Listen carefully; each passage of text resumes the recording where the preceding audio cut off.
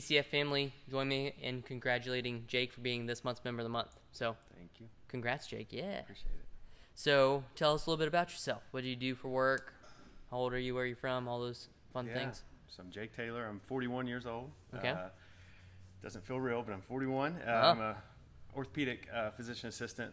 Did that for 15 years full time, and then over the last 5 years, I actually have scaled back on that a little bit. Still do it on some, but I also lead the music for my church, and so that's another job. So currently working 2 jobs. Wow.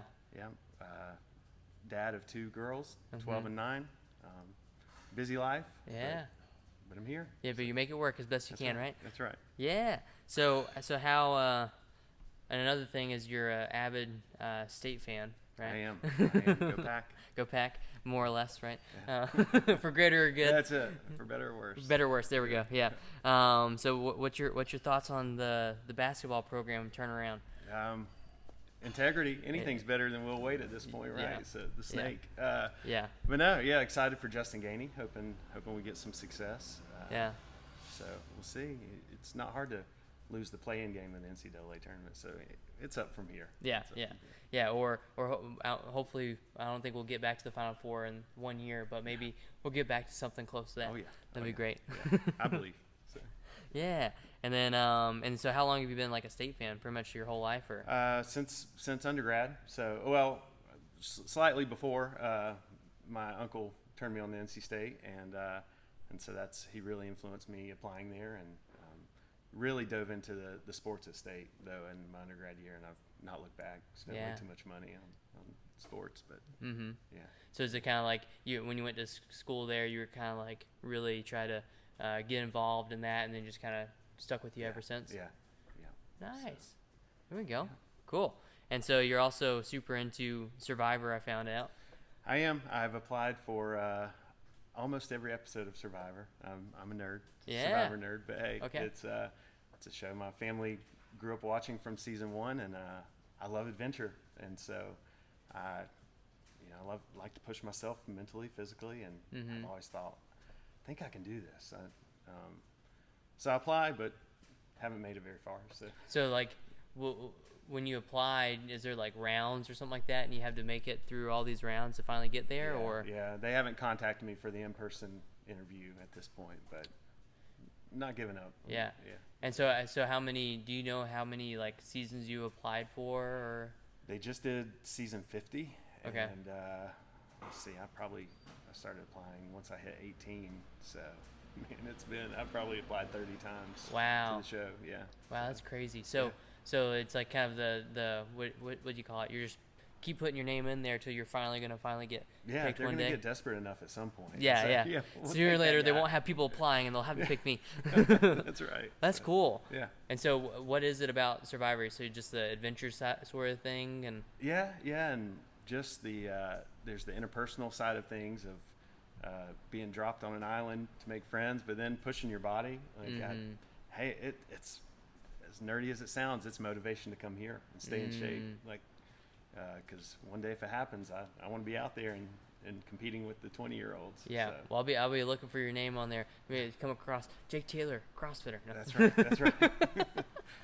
That'd be cool. If Yeah. you do ever get picked, though, you gotta let us know. Oh yeah. So we can Oh, be yeah. ready for that to root you on and Yeah, everything. yeah. Or if You can host watch parties here on the. Yeah, there you go. Or I mean, I would assume they're all pre-recorded, right? Yeah. So I mean, if you're gone for like 2 months at a time or Yeah. a month, it just randomly you just fall off the face of the earth. Yeah. I'll assume they went to Survivor. Come back 30 pounds lighter. Yeah. So- Yeah, I've seen some of those crazy, or is that more like a Naked and Afraid sort of thing, where like they go and like they get all these diseases or they lose all this weight and they have to like almost recalibrate their body to Yeah. back to normal or something like that. These people, it takes a toll on them. So it's, I don't take it lightly, but still Yeah. want to do it. So You better practice your Survivor skills. Go out and make fires or something like that too. done. I can do it. I can do it.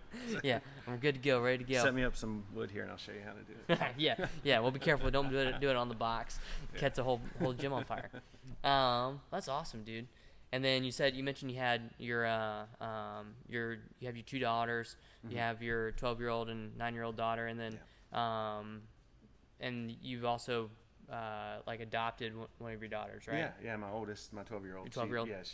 We adopted her from India. My wife and I, it was one of the things we had in common when we met before we started dating. We both wanted to adopt, and we didn't know from where. And then I started doing some medical mission work out over in India. I've been 11 times to India, and she went with me. I think my wife has been 8 or 9 times out of those trips, and it just became pretty evident that's where we were going to adopt from. And it was a long, grueling process. One of the hardest things I've ever done, but man, one of the most rewarding. What was hard about it? Was it just like just all the gates you had to get through, or something like that? Yeah, a lot of bureaucracy, a lot of red tape, but also, we were ready to start a family, and if we were to get pregnant in the middle of the process, they would cut it off immediately. And so it was just this 27 months of paperwork and waiting that, when you're ready to start a family, 27 months feels like a long time. It is a long time. So, heck yeah. But one of the most, the most rewarding thing I've ever done. Wow. So, that's crazy. So what was it like? What caused you and your wife both to want to adopt in the first place? Was it like y'all had different reasons, or was it kind of like?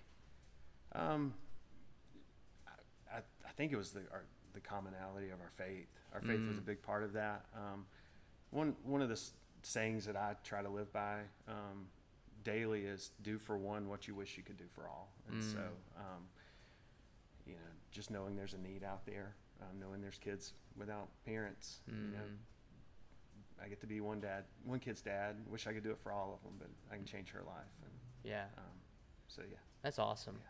That's awesome. I didn't know if it was like y'all had the same reason or different reasons, and it just somehow y'all ended up deciding that adoption was great or something like that. One of those crazy God things. I think that the two of us had that in commme. So it's cool. Daughter, she's just equally as amazing. If you're watching this video, you're both amazing. But it certainly came with its challenges. They each do. But they're both mine, 100% mine. There's no difference in them. So that's awesome. Love them. That's awesome, man. Yeah. And so then it's kind of like with your fitness background as well, just kind of doing a little bit of everything. I think you do everything where you're like always doing something. 2 jobs, 2 kids, 2 or a lot of different fitness backgrounds, stuff like that. Yeah, if there's any psychologists in the gym, they're probably diagnosing me at this point. But yeah, I'm the type that if I do something, I'm gonna go all in. And so it's hitting my 40s has put a challenge to that, but here I am. I'm pushing through every day. So. But prior to TCF, you pretty much did like a lot of endurance stuff, right? You did like Ironman. You said Oak City Marathon. Beach to Battle. So just a lot of long distance stuff. Yeah, I grew up playing every sport I could.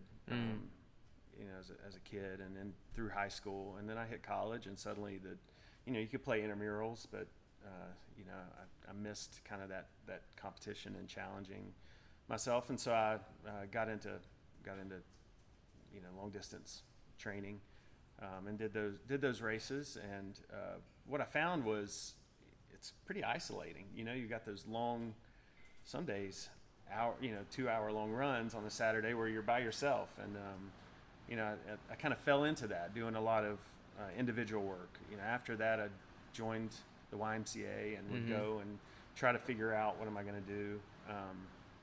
I did 2 rounds of P90X to the point where I could quote Tony Horton, and I'd watch it on mute because he annoyed me by the end of it. And so, there was what I found was kind of I got into a state of loneliness in my exercise, just kind of doing my own thing and not being pushed anymore. And so that's when I came here, and I kind of just like being told what to do when I come to the gym. That's great. So it's been a good fit. Yeah, and so you kind of after you had your 2 kids, basically things kind of got a little crazy with schedule, along with your 2 jobs and things like that. And so what was the challenge was that like your biggest challenge that you felt was just like the time management of you still taking care of your health and taking care of others as well? For sure. It became a kind of hit a tough place of asking the questions of when do I get to take care of me, because family, we all know if you have a family, we know the pull, the challenges at times with the schedules, especially when they get into sports and extracurricular activities. But then with the 2 jobs, and I tried a period of doing kind of a local workout at 5:30 in the morning, and and it was good. It just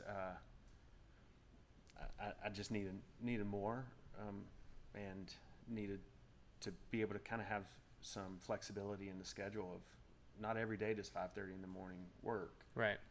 And so to come somewhere that has multiple openings throughout the day, and even open gym when it's what I can fit in, it's like I say, a great fit. Yeah. I mean, you're mostly at like the 4:30 class, but hey, you're bouncing around all over based on along whatever the schedule looks like that day, right? Yeah. It's man, once you quit doing 5:30, it's hard to get back into it. But maybe one of these days I'll make a 5 a.m. class. Yeah. So. Well, the hard part's going to bed on time. Yeah. Like, I mean, most of the people can wake up on time. It's just a matter of, did you go to sleep at the right hour? Yeah. The answer for me is no. No, most of the time, no. But so how'd that challenge of like, basically like wanting to take care of yourself, but not being able to find the time for it, how'd that make you feel? Yeah, I started to feel defeated, started to feel really unhealthy. I put on some weight, and just saw my body kind of changing, where I was losing some of the athleticism that I've always appreciated. I want to be that dad that's out playing sports with my kids. Also on the orthopedic side of things, I take care of injuries, broken bones and broken hips, and the more trauma, the more injuries that I see, the more I begin to appreciate fitness, especially as we age. Right.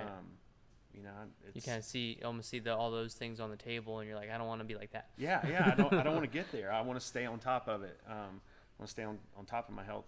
Muscle mass is so important as we get older. And so, as we're younger, we're kind of like, hey, I want to look good on the beach, or whatever. I'm kind of getting to that age point where I'm like, I need muscle mass to stay healthy. And so, sure, I want to look good on the beach still, Well, but that's because you get more muscle mass, and so that's helping you be healthy, so you look good on the beach. There you go. Right? Yeah. It all comes in full circle. Yeah. It's just you're at a different part of the circle right now. That's right. But I mean, it's cool because what you're saying is you see all these things happening, and then you have like that firsthand experience, and you see, okay, if these people could have just done something a little bit earlier on, they could have 100%. Easily fixed whatever knee, hip, shoulder, whatever issue that they're coming in to fix with the surgery, if they would have taken care of themselves a little bit more. Working on their balance, less likely to fall as you get older. And so it's just, one of those things of, I don't want to quit. I want to stay healthy. So, Yeah. And so after joining the TCF family, you've kind of found a little bit of that way to to put it into your daily routine. Some days you force it. Well, some days you have to. Yeah. Well, I know some days you've come in from like surgery or whatever. You're like, hey, I haven't even drank a sip of water all day. I'm like, well, all right, Jake, let's take it a little easy today then. Drink some water first, and then we'll survivor training. That's exactly what that is. It's survivor training. Yeah. But so like, what else kind of changed after joining the TCF family? Yeah. Honestly, I've had a hard time my entire life of building muscle, putting on muscle mass. And despite kind of, like say, when I did P90X, I started at 172. My wife made me quit doing it when I got down in the 140s. I was so skinny. Wow. So I've never been able to build muscle mass until now. So I think coming here, it's, I should, blame you guys for my wardrobe bills. I've had to buy all new clothes. And my shoulders are getting broader, and so that's been really cool to see, like to see some rewards on that. But also just kind of that consistency, showing myself that I can do this. I can learn new things. And can continue to challenge myself. It's been a lot of fun. Yeah, and it's cool to see that you challenge yourself over time or whatever. Like we kind of talked about, I forget if we were recording or not, But I asked you the question about how have you been so consistent, and then you made the comment of like, oh, I never thought I was going to get that question asked to me. Right. Because in the beginning it was all about, all right, just make it in one day a week. Yeah. Jake, just make it in one day a week. Yeah. And then now it's like, here we are. Yeah. I mean, it's a completely opposite scenario where, I mean, I think you hit like the committed club, I don't know, what was like beginning of this year or something like that. It was like the first time you hit it and you're like, all right, now I'm going to keep doing it. I'm going to keep doing it. And then it's that cool to see that like kind of 180 change and really making that consistent effort. And some other things you talked about were like you being able to almost like see the change outside of the gym. You're like just being able to sing better. You feel just more stable and stuff when you're at your OR job where you're hunched over, things like that. Just everything's more supported.